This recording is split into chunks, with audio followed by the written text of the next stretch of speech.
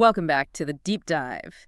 Today we are jumping headfirst into one of the most strategic and honestly most challenging roles in tech today, product management. Yeah, and the source material we're working with is fantastic. It's a really comprehensive set of day one study notes, and it feels like a roadmap for the whole discipline.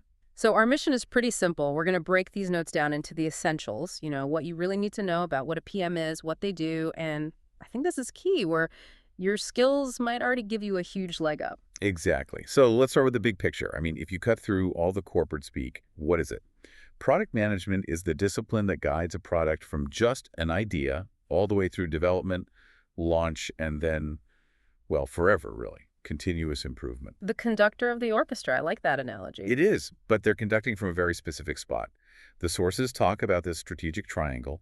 The PM has to stand right at the intersection of three things: user needs, business goals, and technical feasibility.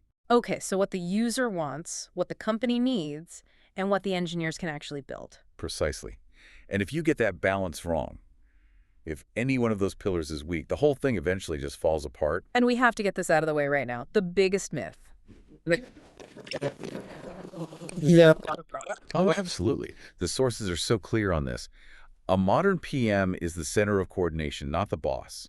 You are not the boss. So you have all of the accountability for whether the product succeeds. 100% accountability for the outcome, yeah. But almost zero direct authority over the people actually building it. That's the paradox right there. So you're not telling people what to do. You're not sensing them with data and logic. You're synthesizing. You're taking all these conflicting inputs and using deep problem understanding to get everyone to agree on a path forward. It's all influence, not rank. That sounds incredibly difficult. So how do you even do that? I guess that brings us to the 8 different hats a PM has to wear. Often all on the same day, yes. And the first one, the big one, is setting the vision and strategy. This is the North Star for everyone. So the long-term direction. The long-term direction, the goals you can actually measure, and then the roadmap. And that roadmap is so much more than a feature list. It's the communication tool that gets engineering, design, sales, everyone on the same page. Everyone needs to know why they're building what they're building. Exactly. And that why comes from the second hat, deep user understanding. A PM who just goes with their gut is, well, they're not going to last long. So you have to be relentless. This means what? Interviews and feedback, but also the hard data. Both. You need the qualitative talking to users, reading support tickets, and you absolutely need the quantitative diving into the analytics, running surveys, usability testing. You have to know the user's problem better than they do. Because all that intelligence then feeds into the third hat, which is prioritization. This seems to be where the real battles are fought. This is where PMs spend so much of their time. You have infinite demands from the business and from customers, but you only have a finite amount of engineering time. So you have to make ruthless choices. And the sources mention a bunch of frameworks here. Rice, Moscow, value versus effort. Let's talk about Rice for a second. Why is that one so popular? Rice reach, impact, confidence, and effort is powerful because it forces you to be objective. Think of it like a political shield. A political shield. I like that. Yeah, because every department thinks their request is priority number one. Instead of just saying no, the PM can say, look, based on our calculations for reach and impact, your idea scores a 4. This other initiative that helps with user retention scores an 8. So it turns a subjective argument into an objective, data-driven conversation. It's a tool for rational debate. And that debate involves everyone, which brings us to hat number 4, cross-functional collaboration. The PM is the central hub. Totally. You're translating design's needs to engineering and engineering's constraints back to marketing. You're working with that core trio engineering and design, but also data, marketing, legal, finance, everyone. And to keep all of that straight, you need the fifth hat, documentation. If you can't tell people what to do, your written word has to be perfect. It has to be the source of truth. We're talking user stories, acceptance criteria, and the big one, the product requirement document, or PRD. So the PM writes the blueprint. The blueprint, exactly. And the golden rule here is that the PM defines what the feature needs to do and why. They never, ever tell the engineers how to code it. That's their expertise. That's a critical line to draw. Okay, so that moves us from strategy to action. Hat number 6, product delivery and execution. Yep, the tactical side. Managing sprints, getting rid of blockers for the team, validating the features that get built, and just making sure timelines are realistic. And this comes back to accountability, right? Yes, The PM is accountable for the outcome, not just the activity.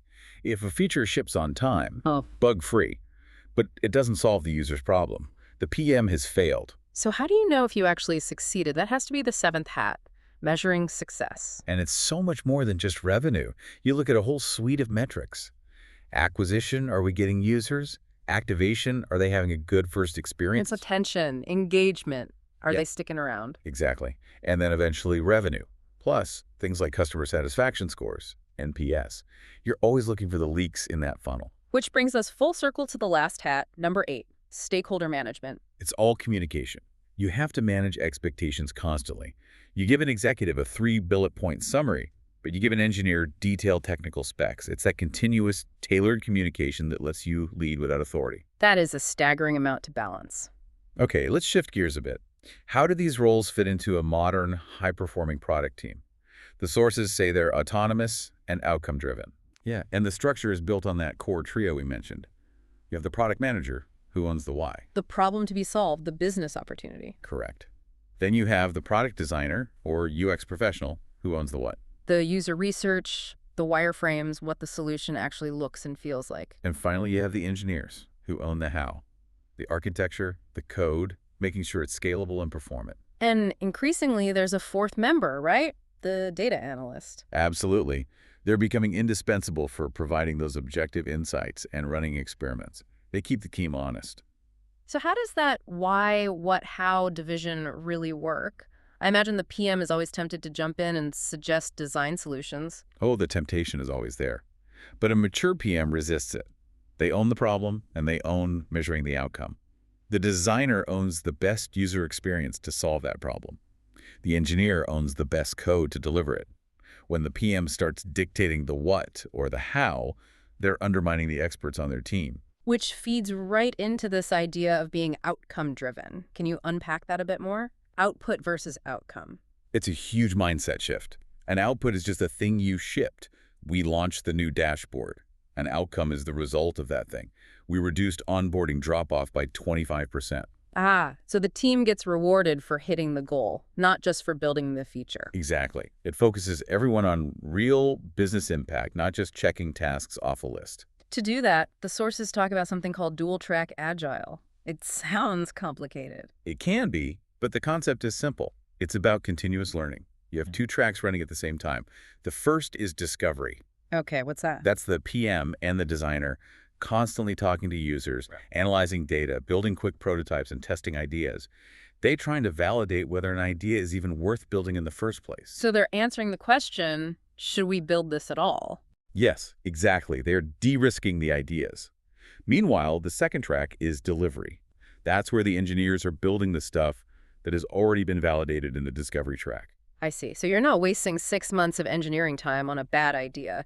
You're feeding a constant stream of small, validated ideas into the pipeline. And the only way that works is with the final principle, shared ownership. The PM, designer, and engineers, they all own the problem, the solution, and the final outcome together. It's a collective responsibility. An empowered team. That's the goal. Okay, now let's make this really practical for you, the listener. Let's talk about the different product domains and where your own skills might fit best. Let's start with B2B versus B2C. This is so important for figuring out your career path. B2B, business to business, is all about products for other companies. Think enterprise software, internal tools, financial platforms, that kind of thing. And the defining feature here seems to be complexity, right? You're not selling to one person, you're selling to a committee. The user, their boss, the person who signs the check, the legal department. All of them. And that means you have high customization needs, long sales cycles, and a huge need for integrations. The roadmaps are often more predictable, but the stakes are much, much higher. A bug in a social media app is annoying. A bug in a B2B compliance tool can cost a company millions. So this is where your background, based on the notes, is a really strong match. An incredibly strong match.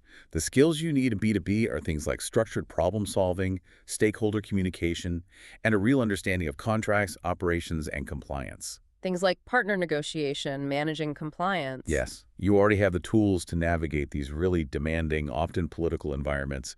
You speak the language that B2B customers understand and require. It's a natural fit. So what's the flip side? B2C. business to consumer. A completely different world. We're talking about social media, streaming apps, e-commerce. It's all about speed. Rapid iteration, Right. A/B testing, everything. Constant A/B testing. The focus is on growth, engagement, and behavioral psychology at a massive scale. You might run 50 experiments in a single quarter just to move one metric by 0.5%. And the skills are different then. Totally. It's much more about quantitative data experimentation, a strong instinct for visual design and UX, and just making a huge volume of decisions very quickly.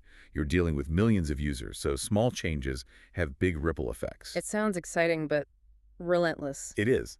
The problems might seem simpler. How do we get more clicks on this button? But the scale makes it incredibly complex.